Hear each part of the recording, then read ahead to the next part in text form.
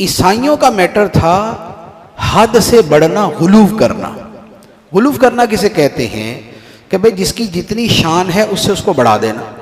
अल्लाह ताला ने ईसाइयों के बारे में फरमाया, या अहलल किताबी ला तगलू फी दीनिकुम, ए अहले किताब अपने दीन में गुलूव ना करो, एक्सीड द लिमिट, हद से तजावुज ना करो। हद से तजावुज क्या था? वो कहते थे जी हजरत ईसा अलैहिस्सलाम खुदा के बेटे, ईसा अलैहिस्सलाम खुदा के बेटे, वो ये कहते थे। फरमाया ये हद से बढ़ना है।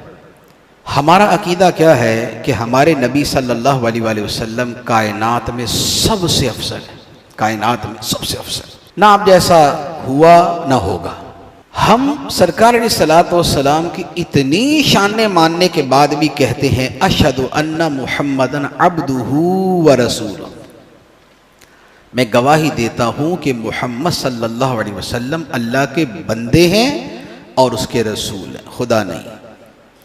अच्छा, फिर एक और बड़ी खूबसूरत बात अर्ज करो, नबी पाक अलैहिस्सलातु वस्सलाम का जो मिलाद मनाया जाता है, इस मिलाद की एक बहुत बड़ी हिकमत यह है कि नबी को खुदा ना माने, क्योंकि खुदा वो है लम यलिद वलम यूलद, जिसने ना किसी को जना और ना वो खुद पैदा हुआ। खुदा वो है जो पैदा नहीं हुआ। और नबी पाक अलैहिस्सलातु वस्सलाम को साल में हम 100 मरतबा कहते हैं जी 12वीं शरीफ को पैदा हुए, 12वीं शरीफ को पैदा हुए, 12वीं शरीफ को पैदा हुए, 12वीं शरीफ को पैदा हुए।